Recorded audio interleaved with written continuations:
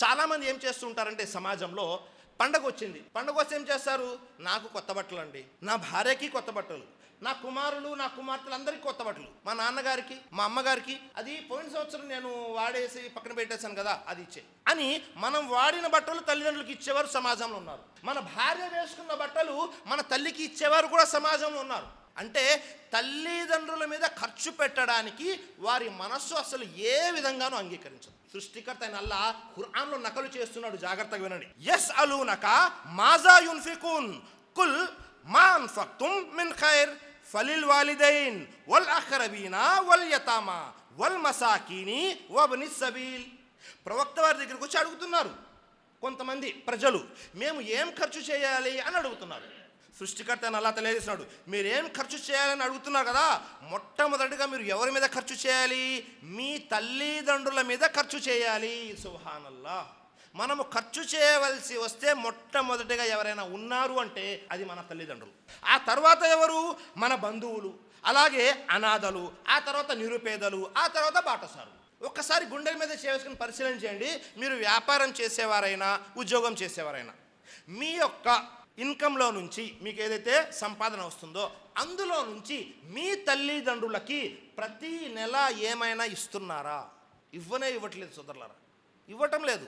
లేదండి, ఖర్చులు బాగా పెరిగిపోయినాయి, పిల్లలకి ఫీజులు బాగా కట్టాలి, ఇంట్లో ఖర్చులు పెరిగిపోయాయి, అద్దెలు పెరిగిపోయాయి, కరెంటు బిల్లు ఎక్కువ వస్తుంది, ఇలా రకరకాల వంకలు చెప్పి అసలు మన తల్లిదండ్రులపై మనం ఏమైనా ఖర్చు పెడుతున్నామంటే దాదాపుగా లేదు.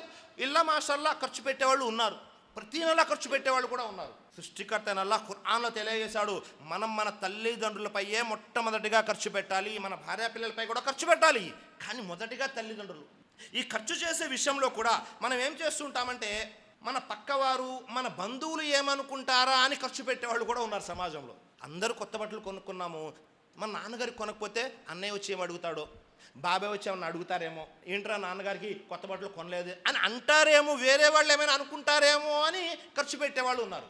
సృష్టికర్త అల్లా ఖురాన్ గ్రంథం తెలియజేస్తున్నాడు 17వ అధ్యాయం 25వ వాక్యంలో, మీ ఆంతర్యాలలో ఏముందో, మీ మనసులో ఏముందో సృష్టికర్త అల్లాకు బాగా తెలుసు, కాబట్టి ఖర్చు పెట్టేటప్పుడు అల్లా చూస్తున్నాడు అని ఖర్చు పెట్టండి. సుబ్హానల్లాహ్. ఎలాగో ఖర్చు పెడుతున్నారు, అల్లాని సంతృప్తి పరచడానికి, మీ తల్లిదండ్రులను సంతృప్తి పరచడానికి ఖర్చు పెట్టండి అంటున్నారు. సుబ్హానల్లాహ్. అంతకంటే మంచి ఉదాహరణ ఇంకేమైనా ఉంటుందా సోదరులారా? అలాగే మనం పరిశీలన చేశామనుకోండి, ఒకసారి దైవప్రవక్త ముహమ్మద్ సల్లల్లాహు అలైహి వసల్లం వారి దగ్గరికి ఒక తండ్రి కొడుకులు ఇద్దరూ వచ్చారు, ఒక చిన్న పంచాయతీ కోసం అనుకోండి. వచ్చి రాగానే కుమారుడు తెలియజేస్తున్నారు, ప్రవక్త నా తండ్రి గారు ఎవరైతే ఉన్నారో నా ధనమంతా తీసేసుకుంటున్నారు ప్రవక్త అన్నారు. వెంటనే దైవప్రవక్త ముహమ్మద్ సల్లల్లాహు అలైహి వసల్లం వారు అడిగారు, ఎవరిని? వారి యొక్క తండ్రి గారిని. ఏంటండి అని అంటే, నేను ఆ ధనం తీసుకొని ఎవరి మీద ఖర్చు పెడుతున్నాను ప్రవక్త? నేను ఖర్చు పెట్టేది ఇతని యొక్క తల్లి అంటే నా భార్యపై ఖర్చు పెడుతున్నాను, ఇతనికి 2 చెల్లెళ్ళు ఉన్నారు, ఆ 2 చెల్లెళ్ళపై ఖర్చు పెడుతున్నాను అన్నారు. సుబ్హానల్లాహ్. వెంటనే దైవప్రవక్త ముహమ్మద్ సల్లల్లాహు అలైహి వసల్లం ఏమన్నారు తెలుసా? నీవు మరియు నీ పూర్తి సంపద అంతా కూడా నీ తండ్రిదే. మనం బాధపడిపోతూ ఉంటాము మన తండ్రి గారి ద్వారా ఏదైనా నష్టం జరిగితే. ప్రవక్త వారు ఏమన్నారు? నువ్వు నీ సంపాదన అంతా కూడా నీ తండ్రి సొత్తే, నీ తండ్రి యొక్క ఆస్తే అని తెలియజేశారు. అంటే దాని అర్థం ఏంటి? ఒకవేళ మీ తండ్రి ద్వారా మీరు పుట్టకపోతే మీరు ధనము సంపాదించలేరు, అది ఇవ్వనులేరు. అప్పుడు ఆ వ్యక్తి తెలియజేస్తున్నారు, నేను చిన్నప్పుడు నీ మీద అనేక మార్లు ఖర్చు పెట్టాను, ఇప్పుడు నేను బలహీనుడిని అయిపోయాను, కాబట్టి కనీసము నీవు తండ్రి అనుకొని కాకపోయినా నేను ఖర్చు పెట్టిన దానికి ప్రతిఫలం అని అనుకోనైనా నా మీద ఖర్చు పెట్టచ్చు కదా. సుబ్హానల్లాహ్. మనకు ఇహలోకంలో అనేక రకాల కష్టాలు, నష్టాలు, అనేక రకాల ఆందోళనలు, అనేక రకాల ఒత్తిళ్ళు వస్తూ ఉంటాయి. మనం ఇహలోకంలో అనేక ఆపదల్లో కూడా చిక్కుకుపోతూ ఉంటాము. ఒకవేళ మనము తల్లిదండ్రులపై ఖర్చు పెడితే, జాగ్రత్తగా వినండి, అల్లా పరలోకంలో మన కోసం పుణ్యం ఎలాగూ ఉంది, ఇహలోకంలో కూడా మనల్ని ఆపదల నుండి కాపాడుతాడు. సోదరులారా, బనీ ఇస్రాయేల్లో ఒక సంఘటన జరిగింది, జాగ్రత్తగా వినండి. ఒక 3 వ్యక్తులు వెళ్తూ ఉన్నారు, ఒక మార్గంలో ఒక అడవుల్లో నుండి వెళ్తూ ఉన్నారు, ఒక ఊరు నుంచి వేరే ఊరికి వెళ్తూ ఉంటే పెద్ద వాన ప్రారంభమైంది. మనం ఈ వాన నుండి మనల్ని మనం కాపాడుకోవడం కోసం ఎక్కడికి వెళ్ళాలి అంటే ఒక చిన్న కొండ గుహ కనబడితే ఆ కొండ గుహలోనికి వెళ్ళిపోయారు. 3 వెళ్ళారు. బోరున వర్షం పడుతుంది, పెద్ద వర్షం. ఈ వర్షానికి ఏమైపోయింది, ఒక పెద్ద బండరాయి వచ్చి ఆ ద్వారం దగ్గర పడిపోయింది. అంటే ఈ ముగ్గురు వ్యక్తులు ఆ కొండ గుహలో ఉన్నారు. ఎవరికి తెలుసు? ఎవ్వరికి తెలియదు. ఎవరికైనా తెలుసా? కొన్ని సెల్ ఫోన్లు ఉన్నాయా ఫోన్ చేసి చెప్పడానికి? ఏమీ లేవు. ఈ ముగ్గురు ఆ కొండ గుహలో చిక్కుకున్నారు అని ఆ ముగ్గురికి మాత్రమే తెలుసు, సృష్టికర్త అల్లాహకు మాత్రమే తెలుసు. మరి ఏం చేయాలి? ముగ్గురు అనుకున్నారు, ఇక మన పని అయిపోయిందండి, ఈ కొండ గుహలో నుంచి మనం బయటికి వెళ్ళలేము, ఎందుకంటే పెద్ద రాయి పడింది, దాన్ని ఎంత తోసినా జరగటం లేదు. అందులో ఒక వ్యక్తి తెలియజేశాడు. ఏమని తెలియజేశాడు? మనము మన జీవితంలో అల్లాని సంతృప్తి పరచడానికి ఏమైనా ఆచరణ చేసి ఉంటే ఆ ఆచరణని చూపించి అల్లా దగ్గర సహాయం అడుగుదాము. సుబ్హానల్లా, అల్లాను సహాయం అడుగుదాము అనుకున్నారు. పూర్తిగా చాలా పెద్ద సంఘటన, నేను కాస్త సంక్షిప్తంగా తెలియజేస్తాను, జాగ్రత్తగా ఉండి. ఒక వ్యక్తి తాను ఏదైతే అల్లాను సంతృప్తి పరచడానికి చేశాడో ఆ విషయం తెలియజేశాడు. కొండ కాస్త జరిగింది, అంటే కొండ ముఖద్వారం దగ్గర ఏదైతే రాయి ఉందో అది కొద్దిగా జరిగింది. మరొక వ్యక్తి తాను చేసిన మంచి పని తెలియజేశాడు.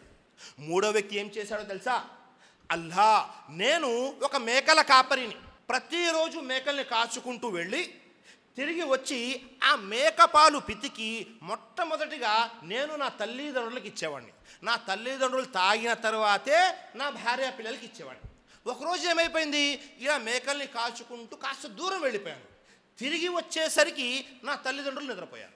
ఇప్పుడు నేను నిద్రపోతున్నటువంటి నా తల్లిదండ్రులను లేపితే వారికి నిద్రాభంగం కలుగుతుంది అని ఆ పాలు పితికిన గిన్నె తీసుకొని నా తల్లిదండ్రుల యొక్క శిరస్సు దగ్గర నిలబడిపోయాను.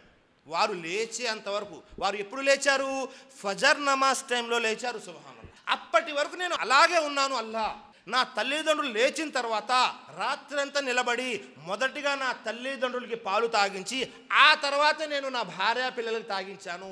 అల్లా, ఇది కేవలము నీ సంతృప్తి కోసం చేశాను, నా యొక్క తల్లిదండ్రుల హక్కుల్ని నెరవేర్చాను అని అనగానే ఆ కొండరాయి కాస్త పూర్తిగా జరిగిపోయింది. సోదరులారా, సుబ్హానల్లాహ్. చూసారా, ఎవ్వరికీ తెలియదు వారు ముగ్గురు అక్కడ ఉన్నారు అని.